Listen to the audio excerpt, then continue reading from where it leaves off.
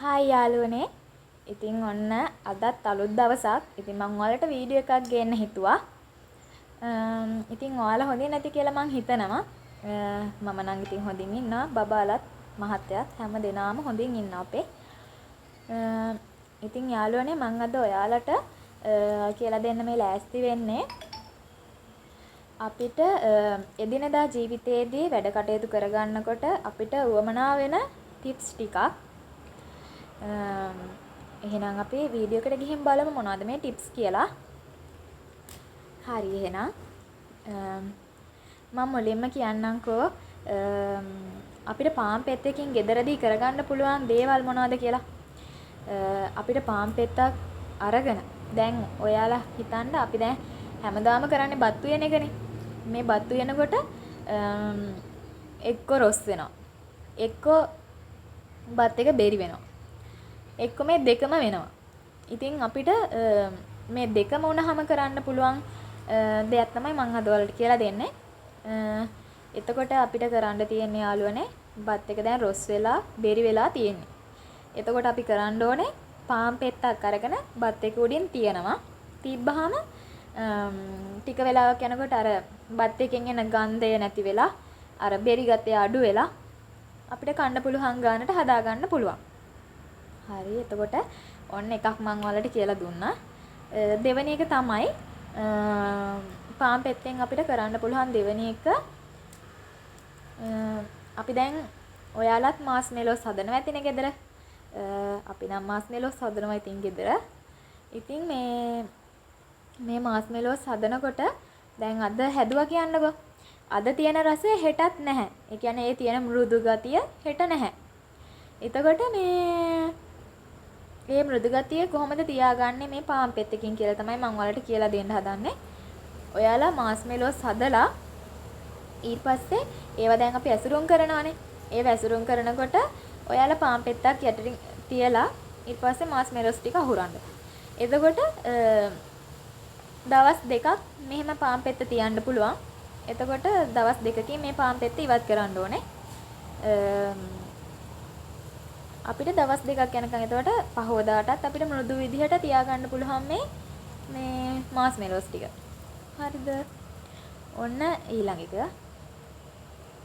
දැන් අපි දැන් ඔයාලා කොමඩු ගෙඩියක් ගෙනාවා කියන්නේ දැන් අපිට ඉතින් කොමඩු ගෙඩියම අපි කන්නේ නැහැ එකපාර. එතකොට අපිට අපිට අවශ්‍ය ටික අරගත්තාම ඔන්න කෑල්ලක් ඉතුරුණා. දැන් මේක තියාගන්න විදිහක් නැහැ. ෆ්‍රිජ් එකේ දාපුවාම අර වේලිලා වගේ මොකද්ද වෙනවනේ මේ කොමඩු ගෙඩිය. එතකොට ඔයාලා කරන්න කොමඩු ගෙඩිය දැන් කපපු ඒ කෑල්ල තියෙනවනේ. ඒක හොඳට පොලිතීන් එකක් දවටලා ෆ්‍රිජ් එකේ දාන්න එපා. ඒක වෙනම අරන් තියන්න. එතකොට එළියෙන් තිබ්බහම එළියේ එක වෙනම අරන් තිබ්බහම මේ අපිට ඉතින් පහවදාටත් ඒක ගන්න පුළුවන්. අවුලක් නැහැ හොඳට තියෙනවා. ඊට පස්සේ දැන් මම ඔයාලට කියලා දෙන්නම් ඊළඟට කෙසෙල් පොත්තකින් මොකද්ද කරන්න පුළුවන් දෙය කියලා. දැන් අපි නම් කරන්නේ අපි හැමෝම කෙසෙල් කනවා.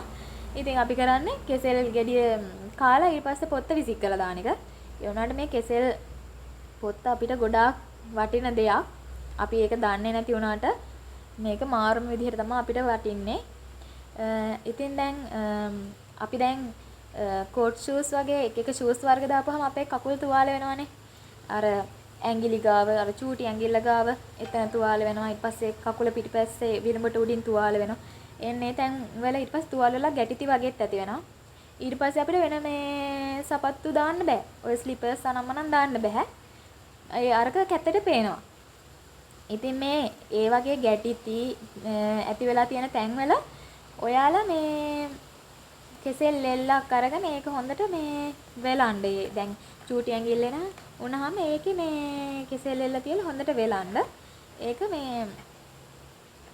නින්දට කලින් මේක කරන්න. එතකොට පහවදා උදේට ගලවන්න. එහෙම දිගටම කරාම මේ අර තුවාලවල තියෙන කැලලි අර ගැටිති වගේ මේ අඩු කරගන්න පුළුවන්. තව එකක්. ආයේ මේ යාළුවනේ අලයි ලුණු එකට ගබඩා කරන්න එපා. දැන් අපි පොලේ ගිහින් ආපුවම කරන්නේ අලයි ලුණුයි එක බේසමකට දාලා අරන් තියෙන එක.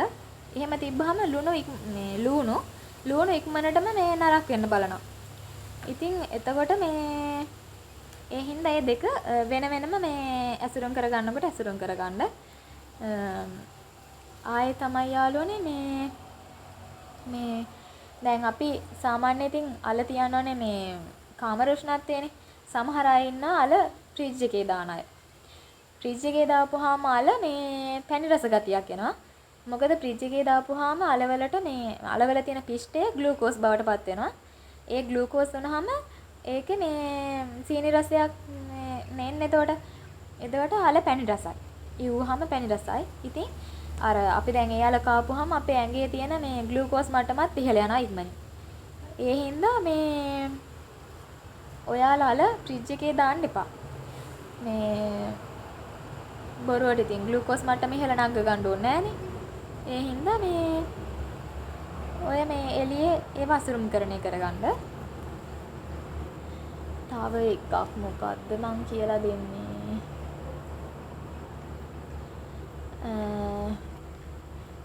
ආය මොනද දැන් අපි මේ කොමඩු තක්කාලි කෙසෙල් වගේ දේවල් එක්ක පිපිඤ්ඤා වගේ දේවල් ශීතකරණයේ දාන්න එපා. එතකොට ඒ කියන්නේ මේ දෙක වෙන වෙනම තියන්න මේ නැතිනම් අර මේ පළතුරු ಜಾති වලින් එතිලින් වායුව පිට වෙන හින්දා අර මේ පිපිඤ්ඤා ගෙඩි ඉක්මනින්ම නරක වෙනවා. ඒ හින්දා මේ ඒව එක ළඟ ඇසුරුම් කරන්න එපා. ඉතින් මතකත් නැහැ දැන් මට කොලේක ලියා ගත්තා. ඉන්දුක මම බලලා චුට්ටක් තව මොනක් හරි තියෙද කියලා බලන්න.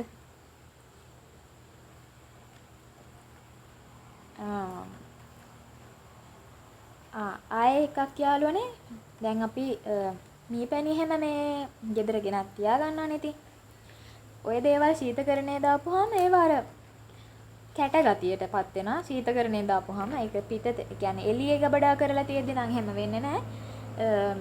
අර මේ සීනි කැට වගේ එහෙම වෙනවා ශීතකරණයේ දාපුවාම. ආයේ යාළුවනේ වම්බටු මේ කවදාවත් ශීතකරණයේ දාන්න එපා. මොකද දන්නවද? ඒකේ අර තියෙන ස්වභාවික රස සේරම ටික මේ නැති වෙලා යනවා. ශීතකරණයේ දාපුවාම අර මේ එළියේ තියෙන අර තියලා එහෙම අර ගස් වලින් කඩාගෙන කන නැවුම් රස නැහැ ඉතින්. අර තියෙන දැන් අපි පොලේ ගිහින් ගෙනාව වම්බටුත් දැන් අපි ෆ්‍රිජ් එකේ දාලා මේ කාපුවාම ඒ තියෙන රසයක් නැති වෙනවා. ඒ හින්දා මේ ඒ වගේ ලෙවලු මේ ෆ්‍රිජ් එකේ දාන්න එපා. ඒ ටික තමයි මට කියන්න ඕනේ උනේ. ඒ ටික තමයි. මට අමතක වෙයි කියලා මම ඉතින් ලියාගත්තා ඔයාලට. එතකොට සේරම දේවල් මට කියලා දෙන්න බැරි වෙනවනේ ඒ හින්දා. ඉතින් යාළුවනේ මේ ඔන්න මං ඔයාලට ටිප්ස් ටිකක් කියලා දුන්නා. ඔයාලටත් මෙහෙම ඉතින් ඔයාලත් මේවා කරලා බලන්න ඉතින්. මේවා මං කරන දේවල් මට නම් ඉතින් හරි ගිහින් තියෙනවා. ඒ හින්දා තමයි මං ඔයාලට අද කියලා දුන්නේ. එහෙනම් ඉතින් යාළුවනේ මේ නැවතත් දවසක අලුත් වීඩියෝ එකකින් හමු වෙමු. ඔයාලට බුදු සරණයි. එහෙනම් මං ගිහින් එන්නම්.